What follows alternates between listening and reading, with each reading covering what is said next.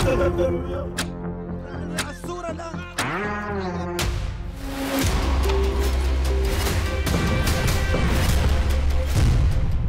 के बाद क्या तुर्की से होगा इजराइल का युद्ध?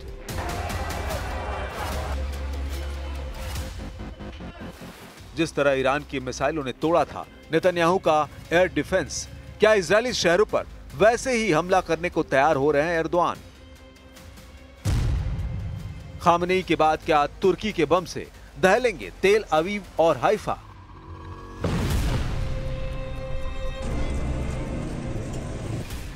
अगस्त के आखिरी दिनों में तुर्की और इजराइल के बीच ऐसा माहौल बना है कि सितंबर के महीने में ही आग नजर आ रही है।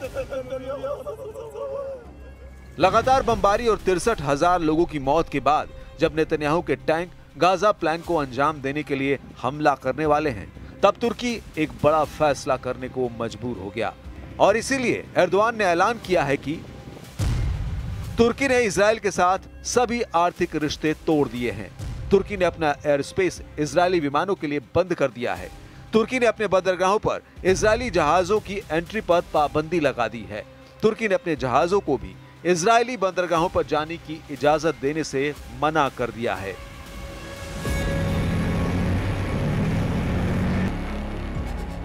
इसके अलावा बड़ी खबर यह भी है कि तुर्की ने इजरायली सेना को होने वाली हथियार सप्लाई में भी बड़ी रुकावट बनने का फैसला किया है। एर्दोआन के देश ने गाजा पर गिरने वाले बम और बारूद को तुर्की के इलाके में लाने से मना कर दिया है। यानी तुर्की में अब ऐसे जहाजों का बंदरगाहों पर आना मना होगा जो इजराइल के लिए बम गोला बारूद लेकर जा रहे हैं। यही पाबंदी उन विमानों पर भी रहेगी जो इजराइल के लिए आसमान के रास्ते हथियार पहुंचा रहे हैं। İsrail gemilerine limanlarımızı kapattık. Türk gemilerinin İsrail limanlarına gitmesine izin vermiyoruz. İsrail'le ticaretini tamamen kesen başka ülke, altını çiziyorum, bulunmamaktadır. क्या गाजा को लेकर तुर्की और इजराइल की टक्कर अचानक हुई? इसे बहुत गौर से समझिएगा। 7 अक्टूबर 2023 में जब हमास ने इजराइल पर हमला किया और उसके बाद जब इजराइल ने गाजा पर बमबारी शुरू की तो तुर्की के लिए हालात सामान्य रहे।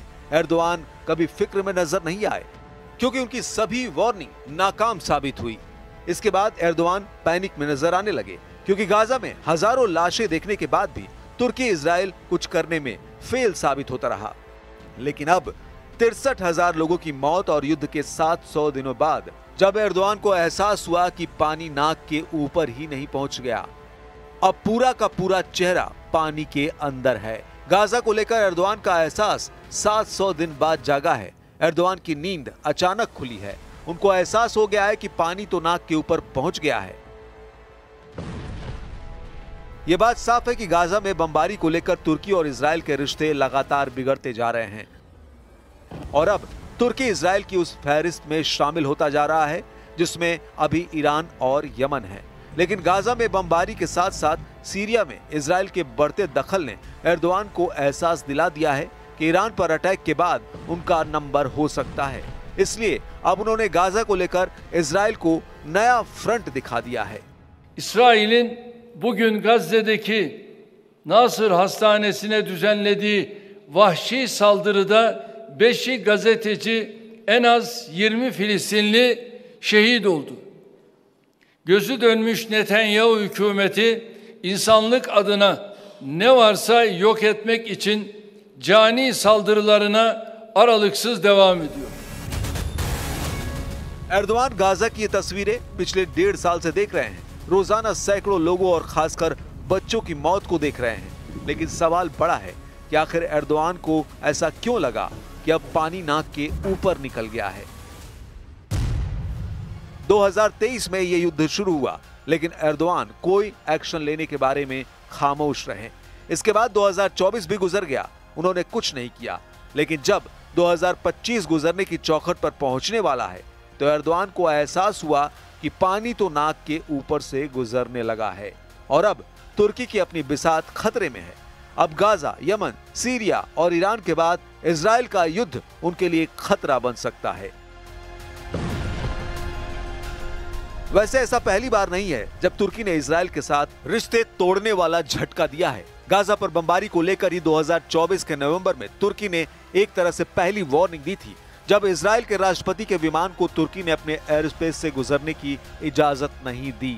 इसकी वजह से उनकी जलवायु सम्मेलन की यात्रा रद्द हो गई थी। फिर मई 2025 में भी इजराइल के प्रधानमंत्री बेंयामिन नेतन्याहू को बाकू दौरा रद्द करना पड़ा, क्योंकि तुर्की ने उन्हें ओवरफ्लाइट की इजाजत नहीं दी थी। इसलिए अब तुर्की में कहा जा रहा है कि गाजा में सबका बदला लेगा हमारा एर्दोआन।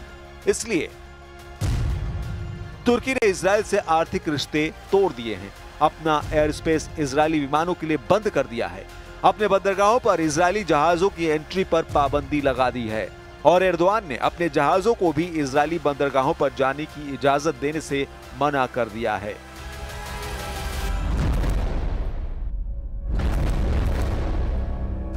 तुर्की को इजराइल को डराने के लिए एक बड़ा धमाका जुलाई में किया था और बता दिया था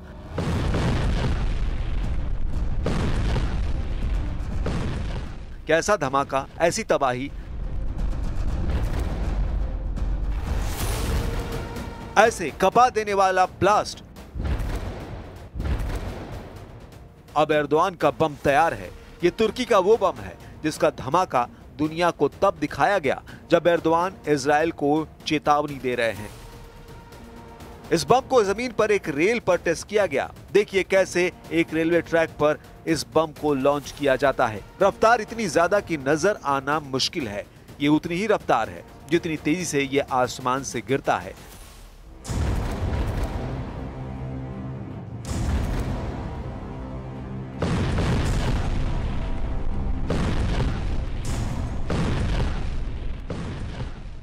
और फिर सामने रखी 7 मीटर चौड़ी कंक्रीट की दीवार पर यह धमाका करता है।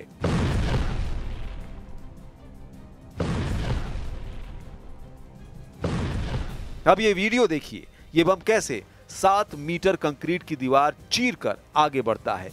एक बंकर बस्टर की ताकत क्या होती है, ये वीडियो देखकर समझा जा सकता है। सामने रखा कंक्रीट का ब्लॉक 7 मीटर चौड़ा है और इसको भेद कर ये बम दूसरी तरफ से बाहर निकलता है।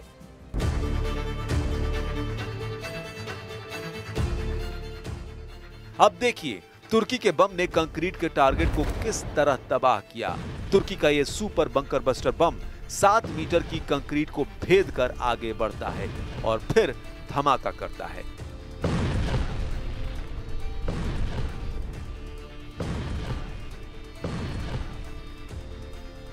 क्या यह धमाके देखकर नेतन्याहू डर जाएंगे, क्योंकि एर्दोआन की तैयारी खतरनाक नजर आ रही है। एर्दोआन के बम में इतनी आग है कि इसे नजरअंदाज नहीं किया जा सकता। इस वक्त सीरिया से लेकर गाजा तक तुर्की और इजराइल आमने सामने नजर आ रहे हैं। अब देखिए एर्दोआन का दूसरा बम। इस बम को तुर्की की एयरफोर्स कैसे इस्तेमाल करेगी, इसकी तस्वीरें भी जारी की गई। तुर्की ने इस बम को अपने F-16 जेट पर लगाया है और जमीन पर इसके टेस्ट भी किए गए। जब टरमैक पर खड़े एक F-16 से इस बम को रिलीज करने की प्रैक्टिस की गई। तुर्की ने 2 बम तैयार किए हैं। एक का नाम है हयालत, तुर्की की भाषा में इसे भूत कहा जाता है। दूसरे बम का नाम है गजब यानी गुस्सा। एर्दोआन पूरी दुनिया को तुर्की का बनाया गया भूत बम भी दिखा रहे हैं और गजब यानी गुस्सा भी दिखा रहे हैं। ये दोनों कन्वेंशनल यानी गैर परमाणु बम हैं। ये दोनों बंकर बस्टर बम हैं और दोनों ही करीब 1000 किलो वजन के हैं। ये दोनों ही बम बहुत ज्यादा खतरनाक हैं। दोनों ही F-16 जैसे विमान से लॉन्च किए जा सकते हैं। गजब बम, जिसके तुर्किश भाषा में मायने होते हैं गुस्सा। क्या ये एर्दोआन का गुस्सा है जो इजराइल पर फूटेगा? माना जा रहा है कि तुर्की के दोनों बम अब एर्दोआन को बड़े युद्ध के लिए तैयार कर चुके हैं। तुर्की का दावा है कि गजब बम 2 किलोमीटर के दायरे में सब कुछ तबाह कर देगा। यह अमेरिका के MK-84 और मार्क 84 बंकर बस्टर से 3 गुना ज्यादा ताकतवर बताया जा रहा है। नेटो देशों के मुख्य हथियारों में से एक MK-84 बम 3.5 मीटर चौड़ी कंक्रीट को भेद सकता है, जबकि तुर्की का गजब बम 7 मीटर चौड़ी कंक्रीट को चीरकर दिखा चुका है। दोनों ही बम का वजन 1000 किलो से कुछ ही कम है।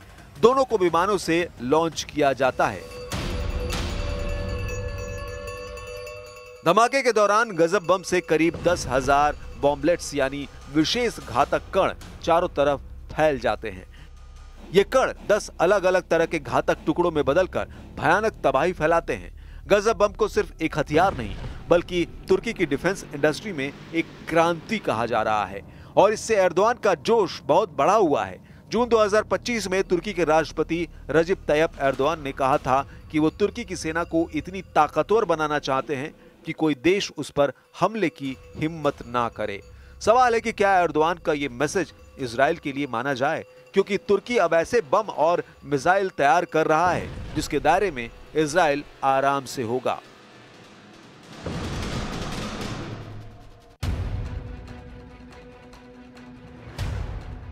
आखिर क्या चल रहा है तुर्की में?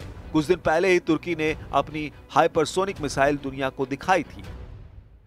इस्तांबुल में अंतर्राष्ट्रीय हथियार मेले में तुर्की ने वो मिसाइल दिखाई जो आवाज से 5 गुना तेज रफ्तार से हमला करती है। यह है तुर्की की तैफून ब्लॉक 4 मिसाइल, जो एक हाइपरसोनिक मिसाइल है। इसे तुर्की की मिसाइल बनाने वाली कंपनी राकेस्तान ने तैयार किया है। इस मिसाइल की रफ्तार है 6000 किलोमीटर प्रति घंटा। यह मिसाइल 1 सेकंड में 1666 मीटर की दूरी तय करती है।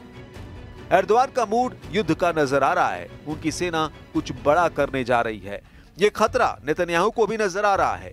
ईरान के बाद अब तुर्की और इजराइल के बीच तनाव बढ़ रहा है। इजराइल में माना जा रहा है कि तेजी से उभरता हुआ तुर्की उसके लिए नया खतरा बनता जा रहा है और यह खतरा ईरान से भी बड़ा हो सकता है।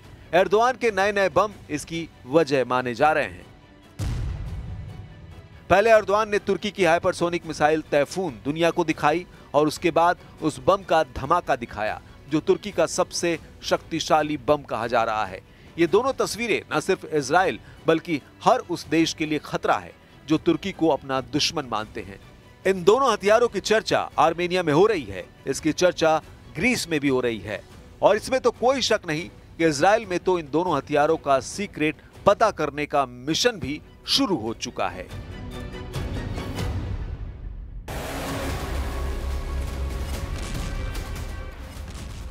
अब गाजा को लेकर नेतन्याहू और एर्दोआन की टक्कर शुरू हो चुकी है। जिस तरह ईरान की मिसाइलों ने तोड़ा था नेतन्याहू का एयर डिफेंस, क्या इजरायली शहरों पर वैसे ही हमला करने को तैयार हो रहे हैं एर्दोआन? सवाल है कि क्या ईरान के बाद तुर्की से होगा इजराइल का युद्ध? क्या खामेनेई के बाद तुर्की के बम से दहलेंगे तेल अवीव और हाइफा? इजराइल बार बार कहता रहा है कि तुर्की में हमास के वरिष्ठ नेता आराम से आते जाते रहे हैं, तुर्की में बड़े बड़े अधिकारियों से मुलाकात करते रहे हैं। इजराइल की खुफिया एजेंसियां दावा करती रही हैं कि तुर्की में हमास का कमांडर पोस्ट भी काम करता है, जिसके जरिए हमास में भर्ती की जाती है और हमास के ऑपरेशन भी कंट्रोल किए जाते हैं। अब ये देखना अहम होगा कि क्या बड़ी पावर इस लड़ाई में कूदकर तुर्की को काबू में करेगी। अमेरिका, यूरोपीय यूनियन और नेटो भी क्या एर्दोआन पर ऐसा प्रेशर डालेंगे कि इजराइल और तुर्की के तनाव में कमी आए?